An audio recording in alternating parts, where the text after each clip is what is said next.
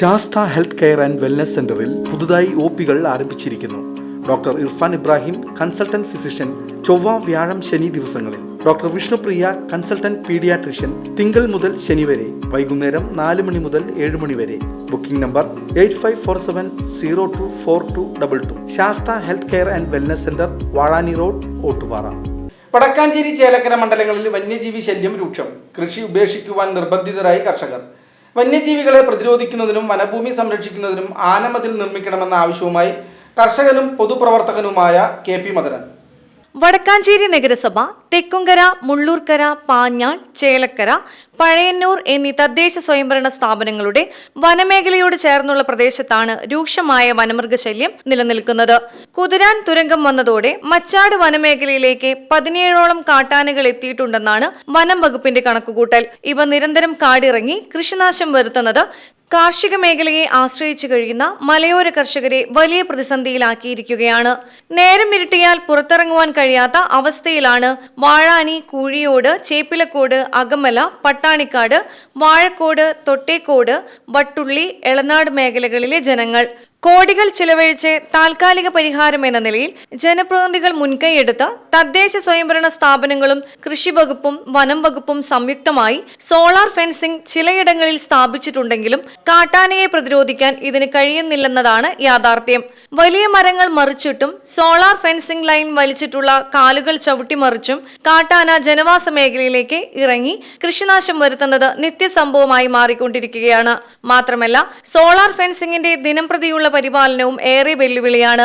കാട്ടാനകളെ മച്ചാട് വനമേഖലയിൽ നിന്ന് തുരത്തുവാൻ വനം വകുപ്പ് മുൻകൈയെടുത്ത് ശ്രമം നടത്തിയതിനെതിരെ മൃഗസ്നേഹികൾ രംഗത്ത് വന്നതോടുകൂടി ആ ദൗത്യവും വനം വകുപ്പ് ഉപേക്ഷിച്ച മട്ടാണ്. മച്ചാട് റേഞ്ചിന് കീഴിലുള്ള വാഴാനി ഫോറസ്റ്റ് സ്റ്റേഷൻ പരിധിയിലാണ് നിലവിൽ കാട്ടാന ശല്യം രൂക്ഷമായിട്ടുള്ളത്. കഴിഞ്ഞ ദിവസം കൂഴിയോട് മേഖലയിൽ വീടിന് മുന്നിലൂടെ കാട്ടാന പോകുന്ന ദൃശ്യം വീട്ടുകാർ മൊബൈലിൽ പകർത്തിയിരുന്നു. നാട്ടുകാർ വിവരമറിയിക്കുമ്പോൾ ഫോറസ്റ്റ് ഉദ്യോഗസ്ഥർ പാഞ്ഞെത്തുന്നതിനാലാണ് ഒരു പരിധിവരെയെങ്കിലും വലിയ പ്രതിഷേധങ്ങൾ കെട്ടടങ്ങുന്നത് എന്നതാണ് യാഥാർത്ഥ്യം.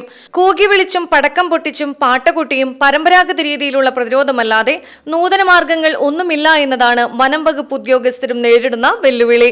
കാട്ടാനയ്ക്ക് പുറമെ കാട്ടുപന്നിയും മലയണ്ണാനും കുരങ്ങും മുള്ളൻ പന്നിയുമെല്ലാം കാർഷിക മേഖലയെ പൂർണ്ണമായും തകർത്തിരിക്കുകയാണ്.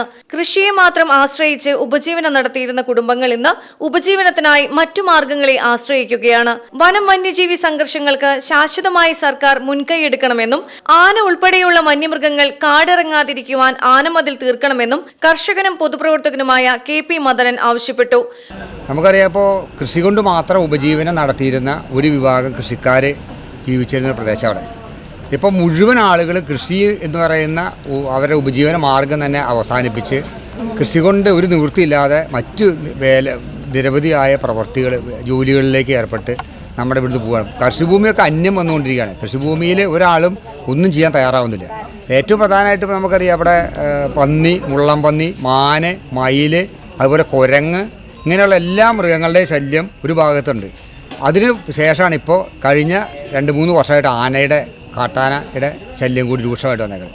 അപ്പോൾ കാട്ടാനയുടെ ശല്യം കൂടി ആയി കഴിഞ്ഞപ്പോൾ ഭയത്താൽ, ജീവന് ഭയം ഉണ്ടാവുമല്ലോ, ആ ജീവൻ്റെ ഭയത്താൽ കൃഷിക്കാർ മറ്റ് ജോലികൾ അന്വേഷിച്ച് മറ്റ് പല പ്രദേശങ്ങളിലേക്ക് പോകേണ്ട ഒരവസ്ഥ നമ്മുടെ പ്രദേശത്താകെ ഉണ്ടായിരിക്കുകയാണ്. എല്ലാ കൃഷിക്കാരും സ്വാഭാവികമായിട്ട് നമ്മുടെ നാട്ടിലെ ജനങ്ങളെ പണിയെടുത്ത് അവർ കൃഷി ചെയ്തുണ്ടാകുന്ന ഉൽപ്പന്നങ്ങൾ തീർച്ചയായിട്ടും അതുകൊണ്ടാണല്ലോ നമ്മുടെ ജനങ്ങളുടെ ഭക്ഷ്യ പ്രശ്നങ്ങളൊക്കെ നമ്മുടെ നാടിൻ്റെ പരിഹരിച്ചു പോരുന്നത്. അപ്പോൾ ഈ വന്യജീവി സംഘർഷം സ്വാഭാവികമായിട്ട് ഇവിടെ മാത്രമല്ല എല്ലായിടത്തുള്ള പ്രശ്നമാണ്, ഞങ്ങൾക്കൊക്കെ നല്ലപോലെ അറിയാം. പക്ഷേ അതിന് ശാശ്വതമായൊരു പരിഹാരം ഉണ്ടാക്കാൻ ഭരണകൂടങ്ങൾ ആവശ്യമായ നടപടികൾ സ്വീകരിക്കണം. ശാശ്വതമായി ഇപ്പോൾ എൻ്റെ ഒരു കൃഷിക്കാരൻ എൻ്റെ അഭിപ്രായം, ഇപ്പോൾ സോളാർ ഫെൻസിങ് വെച്ചു. സോളാർ ഫെൻസിങ് വെച്ചിട്ട് ഇപ്പോൾ ആ ഫെൻസിങ് ചവിട്ടി മറിച്ചിട്ട് ആന കൃഷിയിടത്തിലേക്ക് വരുന്ന കാഴ്ച കാണുക. ആ ഫെൻസിങ് വെച്ചു, പക്ഷേ ഫെൻസിങ്ങിന് വെച്ചതിന് ശേഷവും ആന കൃഷിയിടത്തിലേക്ക് വരുന്ന അല്ലെങ്കിൽ ആളുകളെ ഉപദ്രവിക്കാൻ വരുന്ന കാഴ്ച ഇപ്പോൾ അടുത്താണ്. ഇപ്പോൾ മനോജിനെ നേരെ ആന പാഞ്ഞെടുത്തത് സംഭവം 2 ദിവസം മുന്നേ ഉണ്ടായി.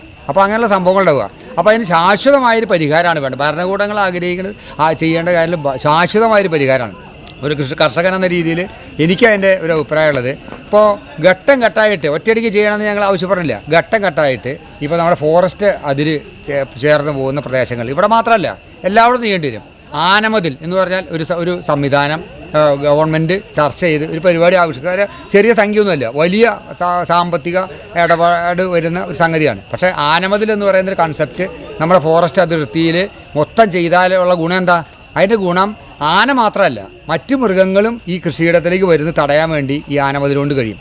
വനഭൂമി സംരക്ഷിക്കുന്നതിനും വന്യമൃഗങ്ങൾ കൃഷിയിടങ്ങളിലേക്ക് ഇറങ്ങാതിരിക്കുന്നതിനും ഗുണകരമാകുന്ന ഇത്തരം പദ്ധതികൾ കേന്ദ്ര വനമന്ത്രാലയത്തിന്റെ സഹകരണത്തോടെ ഘട്ടമായി നടപ്പിലാക്കണമെന്നും അദ്ദേഹം ആവശ്യപ്പെട്ടു. VCV news, Vadakkanchery.